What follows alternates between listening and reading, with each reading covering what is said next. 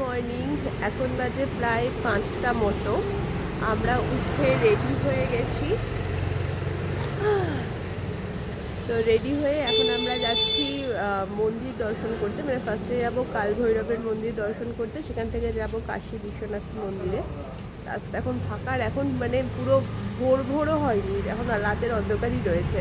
আর এই যে এখানে আছে গুঞ্জা। কেমন লাগছে? সবার চোখেই ঘুম, তাও ঠিক আছে। ঘুম থেকে উঠে কুচকুচ সেজে নিয়েছি। দেখা যাচ্ছে না, তুমি ভালোই সেজেছো। মেয়ে কিছুই সাজিয়ে শুধু চোখে কাজল করেছি। কাজল তুই নিচ পড়েছিস, আমি ওপর। দেখেছেন, কেউ বলে না নিজের কথা। তো যাই হোক, এখন মন্দিরের দিকে যাই, পুরোটাই শেয়ার করছি আপনার। এখন একটা অটো নিয়ে নিয়েছি আমরা 4 জন। অটো করে আমরা প্রথমে যাচ্ছি কাল ভৈরবের মন্দির। চলে এসেছি কাল ভৈরব মন্দিরের সামনে। এখানে হচ্ছে এই গেট রয়েছে, এই গেট থেকে আমরা এবার ঢুকছি।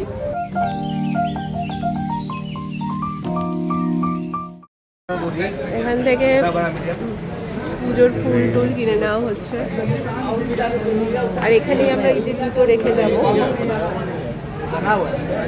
পুজোর ফুল নিয়ে নিয়েছি, এবার যাওয়া যায়।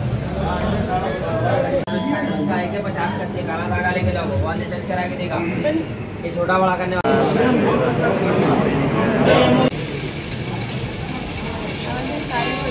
মন্দিরে পুজো দেওয়া হয়ে গেল সকাল সকাল। এবার যাবো আমরা কাশী বিশ্বনাথ মন্দিরে।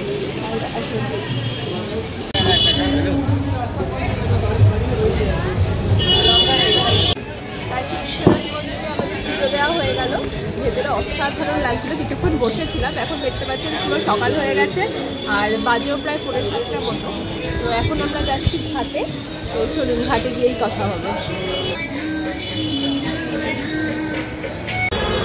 এখন আমরা যাচ্ছি মণিকর্ণিকা ঘাটে। এই ঘাটের প্রচুর ভিডিও আমি দেখেছি এবং এই ঘাটে যাওয়ার জন্য আমি খুব এক্সাইটেড।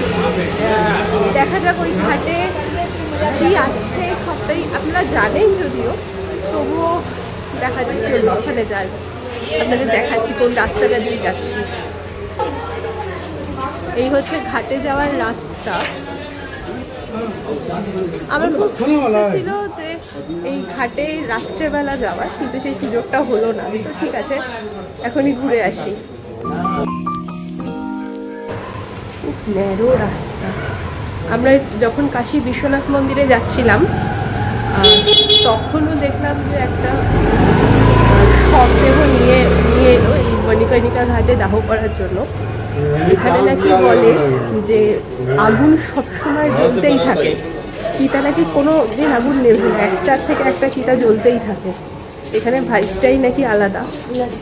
তো দেখিস পাড়ালি। হ্যাঁ,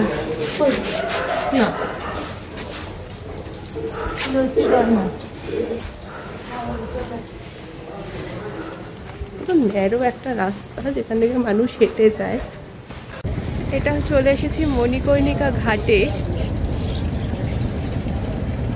অদ্ভুত একটা জায়গা।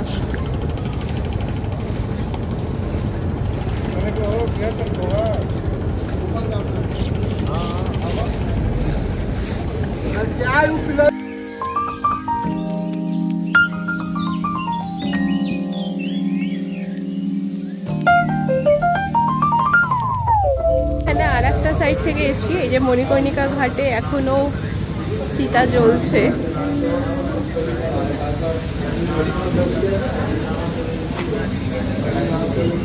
অসাধারণ লাগছে। আমি প্রচুর ভিডিওতে দেখেছি যে বলে এই মণিকর্ণিকা ঘাটে চিতার আগুন নাকি কখনো নেভে না। সত্যিই তাই।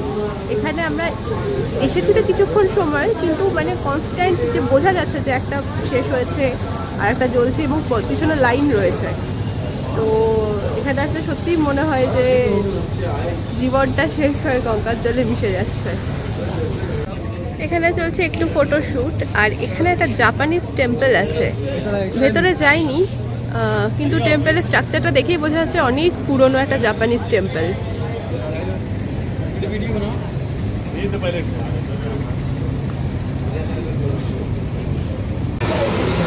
আমরা পুজো দিয়ে অনেক ঘোরাঘুরি করে মণিকর্ণিকা ঘাট দেখে অপরদিকে প্রচুর খিদে নিয়ে খেতে চলে এসেছি। এখানে 2 রকমের আইটেম দেওয়া হয়েছে। এখানে হচ্ছে লুচির পুরি দেওয়া হয়েছে, কচুরি, আর এখানে ভাটুরা।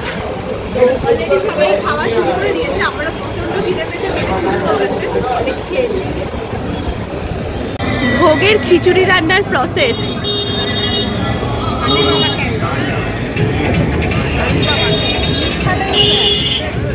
बनारस की गली।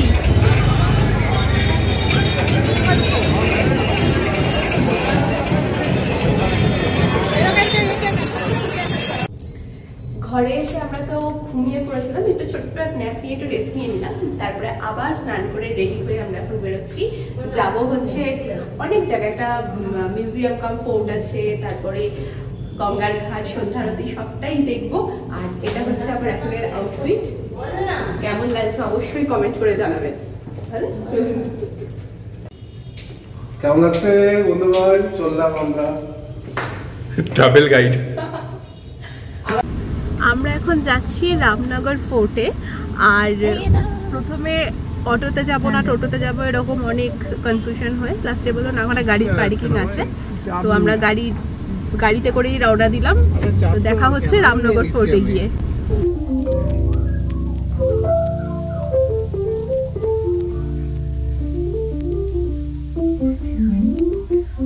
এখন আছি রামনগর ফোর্টে। আর রামনগর ফোর্টের ভেতরে একটা মিউজিয়াম আছে, যেটাতে ফটো তোলা একদমই অ্যালাউ না, যার জন্য কোনো ফটো বা ভিডিও কিছু করিনি। আর এটা হচ্ছে ফোর্টের ভেতরে ঢুকে একটা জায়গা, আমি পুরোটা ঘুরিয়ে দেখাচ্ছি।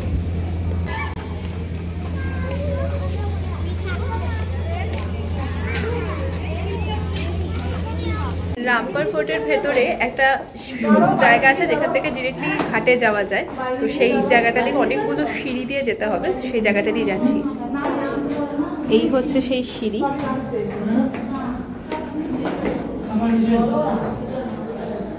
আর যখন জল অনেক বেশি হয় তখন এই সিঁড়িগুলো সব জলের তলায় চলে যায়।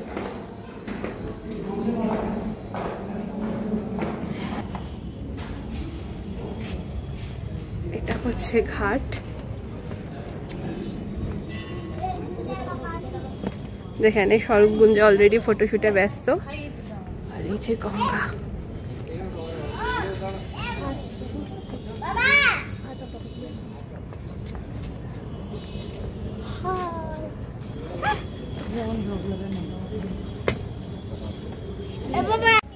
এইখানে ঘাটের ভিউটা কি ভালো লাগছে। এই ব্রিজটা হচ্ছে গঙ্গার এপার ওপার কানেক্টেড ব্রিজ। আর ব্রিজের ওই পাশে হচ্ছে আসল যে ঘাটগুলো রয়েছে সেই ঘাটগুলো, 200 কটা ঘাট রয়েছে। অসাধারণ ভিউ লাগছে।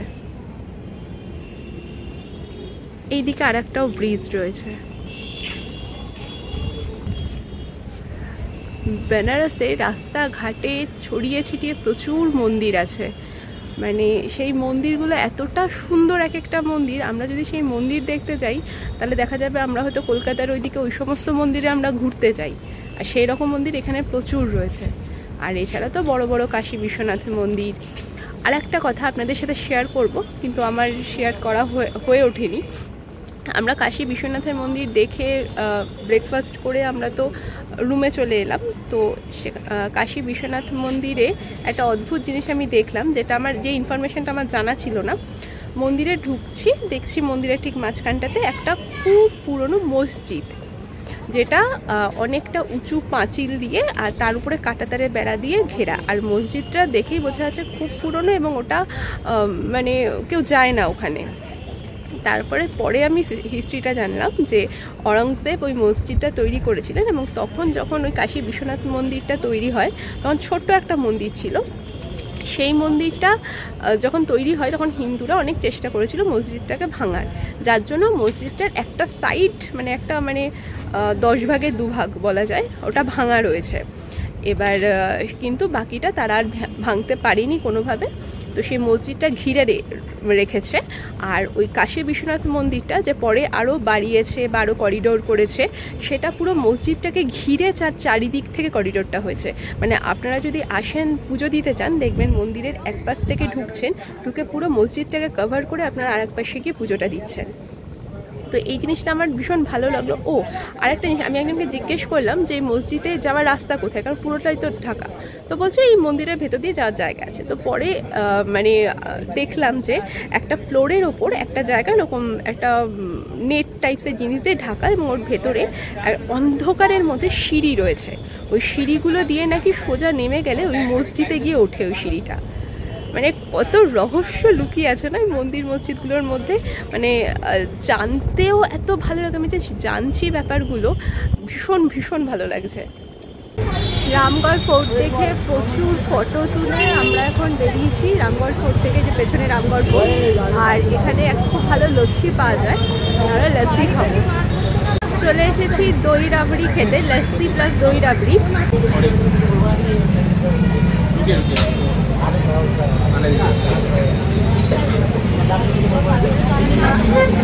কেমন? রাবড়ি দেওয়া, আমি এবার রাবড়ি আর লস্যিটা খেয়েছি।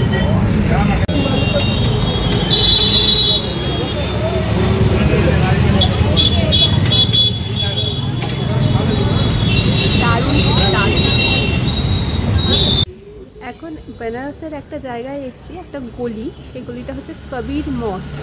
এই গলির দেওয়ালগুলো দুই পাশে বাড়ির দেওয়ালগুলো পুরো সুন্দরভাবে পেন্টিং করা, এত সুন্দর দেখতে লাগছে। তো এইখানে আপনাদেরকে ব্যাক ক্যামেরা অন করে পুরো দৃশ্যটাই দেখাচ্ছি।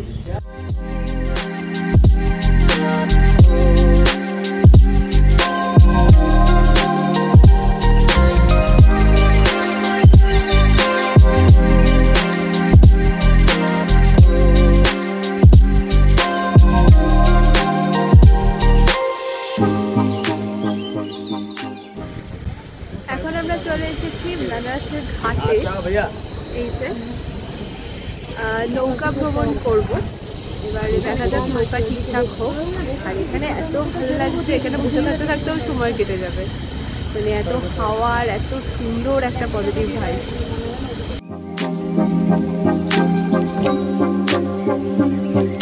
আমরা নৌকায় করে বেরিয়ে পড়েছি সব ঘাটগুলো দেখার জন্য।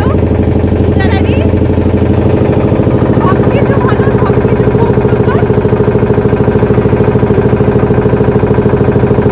যাই হোক, ব্যাক ক্যামেরা বাকি, এই যে বাকি দুজন রয়েছে, আর ওই যে সূর্যটা মসজিদের থেকে একটু দূরে দারুণ লাগছে।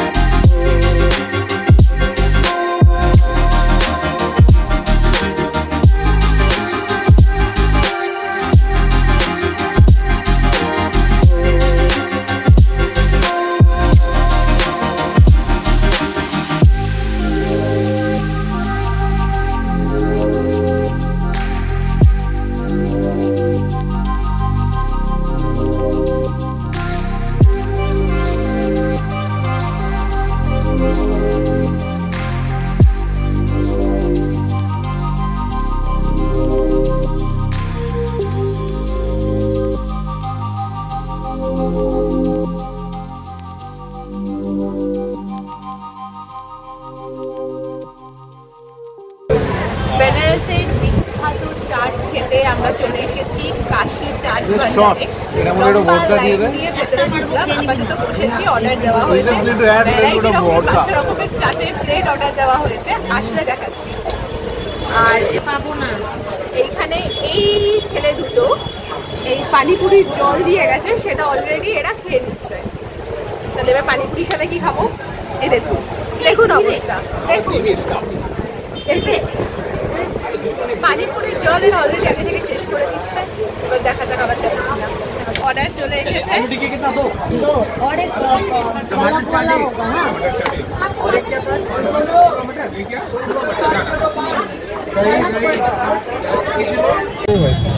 কাশি চাট ভান্ডার থেকে চারজনে মিলে প্রচুর চাট খেলাম এবং প্রচুর রকমের চাট, আলু টিক্কি, দহি পুরি মানে দই ফুচকা যেটা, পানিপুরি মানে আমাদের ফুচকা, পালক চাট, টমেটো চাট, কুলফি, এইখানে নিতা এসেছিল। এই খেয়েছি। তাও আবার মানে দুই তিনটে প্লেট করে করে।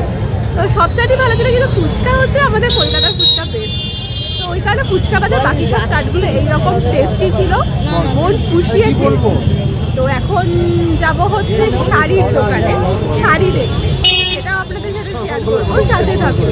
আমরা এখানকার একটা রিক্সায় উঠেছি। এখানে লোকাল রিক্সাগুলো মানে সামনে দুজন এই যে বসতে পারে আর পেছন দিকে পেছন করে দুজন বসে।